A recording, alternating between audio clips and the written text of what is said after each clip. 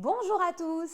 Mon ex me demande de l'espace, mais que faire sans tout gâcher? Dans cette vidéo, j'ai décidé vraiment de traiter ce problème parce que j'ai pu me rendre compte tout au long de mes coachings que lorsque ton ex te dit j'ai besoin d'espace, toi tu vas avoir envie de comprendre, de réagir, de tout clarifier. Mais la vérité, c'est que plus tu insistes, plus tu risques finalement de tout faire exploser, alors qu'au final, une prise de distance ne veut pas dire que ta relation est vouée à l'échec, que ton ex ne va pas revenir. Alors, cette phrase, c'est sûr, elle te bouscule, mais elle ne veut pas forcément dire non plus « je t'aime plus ». C'est important de l'entendre. Elle dit surtout « je suis à saturation ». Donc, c'est ce qu'on va voir dans cette vidéo, ce que je vais détailler pour franchement t'éviter les erreurs qui vont t'amener finalement à tout saboter. Alors avant de commencer, sache qu'en complément, je t'ai laissé volontairement accès à un mail dans lequel je t'ai fait une super checklist de 14 interdits à ne pas faire. Ils sont bien sûr choisis, ce n'est pas les interdits bateaux, j'ai envie de dire. C'est des choses des fois un petit peu traîtres auxquelles peut-être tu n'aurais pas pensé. Très simple, du coup, pour y avoir accès, il te suffira une fois d'avoir vu cette vidéo d'aller en dessous de la description et de cliquer sur le lien. Si tu ne me connais pas, je me présente rapidement. Je suis donc Christelle Lepage, spécialisée en reconquête amoureuse. Je suis là pour te faire bénéficier de conseils avisés, te donner des astuces, des directives pour vraiment t'aider au maximum à t'amener finalement à obtenir une seconde chance de ton ex. Donc si ce n'est pas déjà fait, je te conseille fortement de t'abonner à ma chaîne qui va t'être très utile, à cliquer aussi sur la petite cloche des notifications. Ça te permettra du coup d'être averti à chaque nouvelle sortie de vidéo. Alors, si tu veux aujourd'hui transformer cette distance, cette demande de break d'une certaine façon par ton ex en opportunité, eh bien, je te conseille de rester jusqu'au bout de la vidéo parce que je vais t'expliquer comment garder ton calme et surtout garder le cap et ne pas tout gâcher à cause tout simplement d'une peur, parce que réellement c'est que ça, c'est que tu as peur aujourd'hui que ton ex ne revienne pas à cause de cette distance. Donc, je vais t'aider vraiment à mieux la gérer. Alors, pourquoi il ne faut pas paniquer quand ton ex va te dire justement qu'il ou elle a besoin d'espace et qu'est-ce que ça veut vraiment dire? Ce n'est pas forcément une fin, comme je viens de te l'expliquer, et surtout, ce n'est pas un rejet. C'est une demande de régulation émotionnelle. Alors, souvent, en fait, ton ex est saturé, confus, sous pression, et au lieu de t'expliquer ce qu'il ou elle ressent tout simplement, mais parce que souvent, ils ne sont pas capables non plus de verbaliser, ça faut l'entendre, eh bien, la chose qui va être dite entre lignes, c'est « laisse-moi respirer ». Mais à ce moment-là, ce n'est pas le moment justement de forcer une clarification, c'est plutôt le moment de comprendre que ce n'est pas contre toi, mais plutôt à une réponse, à un trop-plein intérieur. Pourquoi tu ne peux pas demander de clarification? Parce que c'est difficile d'attendre d'un ex qui ne sait pas lui-même où est-ce qu'il a mal de te l'expliquer. Un ex qui demande du temps, c'est un ex qui n'est pas recentré, qui ne sait pas lui-même ou elle-même où est-ce qu'il va aller, où est-ce qu'il sera demain. Donc tu ne peux pas lui demander de clarifier une situation qui n'est pas finalement pour lui ou pour elle déjà. Forcément, ça va au contraire amener ton ex à se stresser davantage et en plus à prendre le risque de ne pas te donner les bonnes réponses. Alors que si tu laisses un petit peu maturer les choses, tu peux te donner plus de chances que ton ex soit en mesure ensuite de verbaliser avec plus de recul finalement ce qu'il ou elle ressent. Maintenant, je voudrais quand même évoquer aussi les erreurs à ne pas faire quand ton ex va justement prendre de la distance. En l'occurrence, ce serait donc lui redemander sans cesse « tu veux quoi exactement ?» Ça, il faut comprendre que ça l'enferme. Ça va pousser ton ex à avoir le sentiment de devoir se justifier dans un moment où il a justement besoin de recul, de champ, d'espace. Donc attention, finalement, quelqu'un qui te demande du temps, c'est quelqu'un qui a besoin d'espace, qui a besoin de respirer. Et toi, dans cette façon de faire, tu l'amènes à faire autre chose, tu l'amènes à s'enfermer, à se sentir oppressé. Ensuite, c'est du même acabit, attention aux longues lettres ou aux longs SMS écrits d'amour. Je l'ai souvent, dans mes retours de coaching, la personne vous demande un break et finalement vous envoyez des trucs assez enflammés derrière. Il faut comprendre que ça rajoute ce que moi j'appelle de la charge émotionnelle. Là encore, c'est de la logique finalement. Si ton ex veut de l'espace, ton ex veut de la paix, de la tranquillité. Si toi tu arrives et que tu rajoutes une charge émotionnelle, ça ne peut pas aller dans votre sens, même pas dans ton sens, dans votre sens. Ensuite, tentez aussi de garder le lien indirectement. Il faut faire attention. J'ai des gens qui, parce qu'ils ont peur d'être oubliés, ce que je comprends, mais ont peur que dans ce laps de temps, de break ou de distance, l'ex puisse rencontrer quelqu'un d'autre ou l'ex puisse faire le deuil de la relation, vont avoir la sensation qu'il faut garder un lien direct. c'est-à-dire des likes sur des stories, des publications qui concernent l'ex, voilà, enfin des petites touches de rappel en fait pour toujours faire partie du paysage. Sauf que là, l'ex le sent et généralement ça va créer une gêne parce que là encore, tu ne crées pas du tout d'espace. Tu es dans quelque chose d'autre et tu n'es pas dans le respect de ce que ton ex te demande ou du moins a besoin aujourd'hui. Et alors, je crois que le pire, c'est cette espèce de faux lâcher-prise que tu peux mettre en place en espérant une réaction immédiate avec du silence radio, avec de la grosse distance, avec des comportements où tu vas devenir froide, où la bienveillance ne fait plus partie de votre relation. J'entends des gens qui me disent « Ah ben non, de toute façon maintenant mon ex veut un break ou me demande de la distance, j'ai pas rendu service. Elle avait besoin de telle chose, j'ai dit non.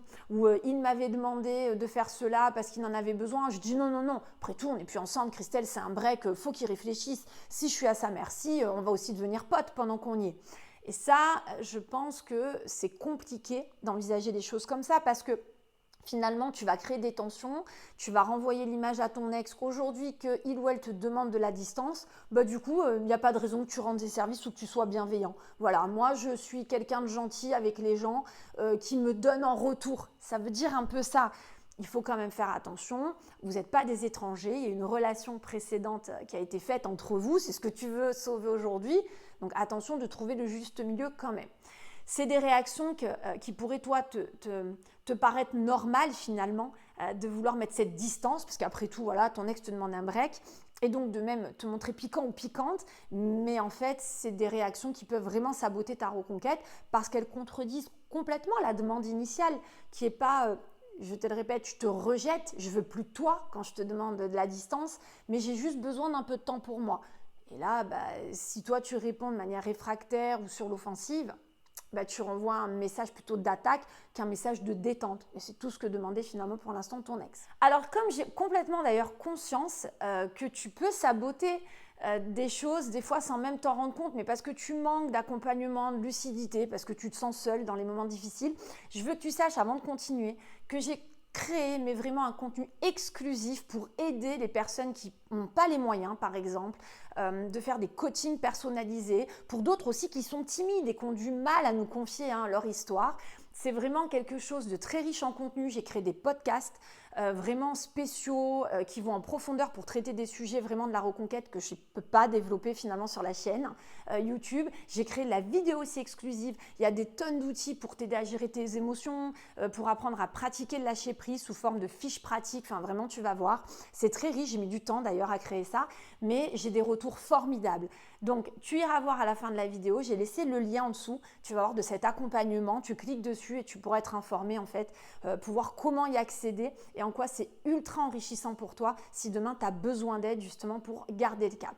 Alors si maintenant je te disais qu'en réalité, cette demande peut être une opportunité, et je le dis parce que je vois dans mes coachings, j'ai des tonnes de personnes avec qui on a bossé de la reconquête amoureuse, qui en étaient là et qui se sont remis ensuite ensemble. Donc c'est bien la preuve que tout n'est pas fini. Un ex qui prend la distance, c'est un ex qui ressent encore quelque chose. Sinon, il ne le formulerait pas, il dirait rien, couperait net les ponts et c'est terminé. Imagine-toi demain dans ton travail, si tu sais que ton boulot n'est plus pour toi, tu veux vraiment quitter ton poste. Est-ce que tu envisagerais d'avoir une discussion avec ton patron pour par exemple changer de poste parce que tu aimerais un peu évoluer? Est-ce que tu irais négocier un salaire, aussi une augmentation, si tu sais que de toute façon dans 2 mois tu comptes partir? Non. L'ex, c'est pareil. Tu ne vas pas demander de l'espace à un ex, tu ne vas pas demander un break. Si tu es convaincu que de toute façon ça va aboutir à une séparation brute, violente et définitive. Donc la demande d'espace, il faut vraiment le comprendre, chez l'ex, c'est une tentative de se réguler émotionnellement. C'est-à-dire qu'aujourd'hui ton ex, tout compris, plus capable de gérer. Donc il a besoin de faire une trêve, de te mettre de côté. Peut-être que c'est une erreur, peut-être que, souvent on s'en rend compte, l'ex à travers finalement les semaines qui vont s'écouler, va se rendre compte qu'il n'y a pas tout qui est rentré dans l'ordre juste parce qu'il t'a sorti de l'équation. Et c'est tant mieux de l'amener à ça. Mais ça n'empêche qu'aujourd'hui, ton ex pense qu'il faut te sortir du jeu en fait pour arriver à gérer déjà son trop-plein d'émotions. Donc, se réguler émotionnellement, pour ton ex, ça passe par l'idée de prendre du recul, de prendre de la distance. Et toi, si tu respectes ce besoin sans disparaître, ni t'effondrer, tu renvoies une image qui est hyper puissante. Ça veut dire que tu es capable de te contenir, de respecter le tempo sans te désintégrer pour l'instant. Et ça, ça va restaurer la confiance finalement entre toi et ton ex, parce que ton ex se sent plus forcé ni piégé. Tu véhicules aussi une image géniale, celle de quelqu'un de très digne, qui est en mesure aussi d'avancer finalement sans la présence constante de son ex dans sa vie. Et donc paradoxalement, ça peut amener ton ex à revenir plus vite. Alors maintenant, tu es aussi en mesure peut-être de t'interroger sur comment finalement respecter cet espace, du coup, sans tomber dans le silence figé, sans tomber dans les extrêmes dont je parlais tout à l'heure. Alors, premièrement, tu peux complètement espacer les contacts sans tout couper, j'insiste. C'est-à-dire que si tu te rends compte que vous étiez trop en contact ou que c'était régulier, n'aie pas peur des fois d'être un peu irrégulier, de changer ta fréquence. Tu peux passer de 2 textos par semaine si c'était votre cas à un seul. Après, tout s'adapte bien évidemment. Mais voilà, tu peux quand même garder un contact, c'est ce que je dis. Tu peux te montrer bienveillant. Surtout un ex qui demande du temps, souvent ces ex ne vont pas forcément bien. Donc tu peux parfois reprendre des nouvelles sans donc couper les ponts. Mais il va falloir aussi rester un petit peu à ta place pour respecter du coup cette distance. Tu peux aussi répondre brièvement, poliment, sans relancer. Ça aussi, ça marque des points. Quelqu'un qui te demande de l'espace, c'est quelqu'un qui peut-être n'a plus envie d'avoir les discussions aussi longues que vous aviez au préalable. À toi peut-être de tenter ça. Tu peux aussi prendre du recul en agissant tout simplement sur ta propre vie. Pas en réaction du coup à ton ex, mais pour te régénérer, toi aussi de ton côté. C'est-à-dire que tu te sers de ce laps de temps pour toi aussi apprendre à repasser des bons moments sans ton ex. Et au bout d'un certain temps, à définir, bien sûr, selon votre histoire, la situation actuelle, tu peux envoyer un message qui est très neutre, mais qui marche très fort, du genre « Tu sais, je voulais juste te dire que je respecte ton besoin d'espace, comme tu as pu le constater, parce que de mon côté, ça m'aide aussi finalement à prendre beaucoup de recul. Et je te souhaite sincèrement de trouver ce dont tu as besoin. » Ça marche bien, parce que c'est un message finalement qui n'attend pas de réponse et qui change complètement l'énergie qu'il pouvait y avoir jusqu'à présent entre vous deux. Et puis, en parallèle de faire tout ça, en plus, ça construit quelque chose pour toi qui est précieux. Tu travailles ton ancrage émotionnel, tu renforces ta valeur perçue parce que tu n'insistes pas, tu n'implores pas, tu forces rien.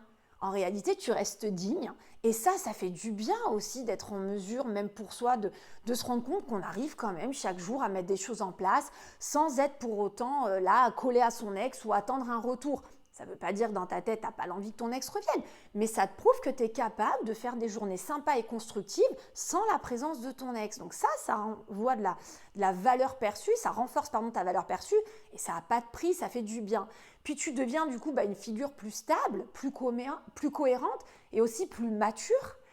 Et si un jour ton ex revient, c'est une fierté de te dire qu'il ne va pas revenir parce qu'il y avait cette espèce de dépendance entre vous, mais qu'au contraire, ton ex pourra revenir en se disant « Waouh, n'empêche que pendant mon break, quand j'ai demandé de la distance, j'ai eu affaire à quelqu'un qui a été en mesure de dire oui parce que j'ai eu quelqu'un qui a été en mesure de s'occuper sans moi. » Donc tu vois, ça aussi, tu marques des points directement pour ta future relation. Donc aujourd'hui, il faut que tu comprennes que tout ce schéma, tous ces positionnements que moi je te propose, ça va t'amener à devenir quelqu'un de plus solide, à être quelqu'un finalement qui est capable d'aimer sans pression. Et ça, tu vas voir que ça peut donner beaucoup de valeur finalement à cette future relation parce que ton ex peut aussi le percevoir. Alors, je te rappelle qu'en complément de cette vidéo pour t'aider, je t'ai laissé avoir accès à une checklist de 14 interdits, pas choisis au hasard, heureusement. Pour y accéder, très simple, il suffit de cliquer dans le lien que j'ai laissé en dessous de la description de cette vidéo. Je te rappelle que j'ai créé un contenu vraiment exclusif avec des podcasts, avec des vidéos inédites où je traite en profondeur du coup le sujet de la reconquête. Et tu peux y avoir accès, pareil, tu verras, c'est quelque chose où si tu n'as pas aujourd'hui la possibilité de faire des coachings personnalisés, tu pourras quand même te sentir soutenu avec des conseils vraiment très réguliers pour t'encourager à mettre un pied devant l'autre de manière positive pour ta reconquête amoureuse. Je t'ai donc laissé le lien aussi dans la description. Pense au petit like d'encouragement si le contenu de cette vidéo t'a plu pour que j'en fasse d'autres. Également à t'abonner à la chaîne si ce n'est pas déjà fait parce qu'elle te sera forcément utile en cliquant sur la petite cloche des notifications ultra pratique pour être averti à chaque nouvelle sortie de vidéo. En attendant, je te dis à très bientôt.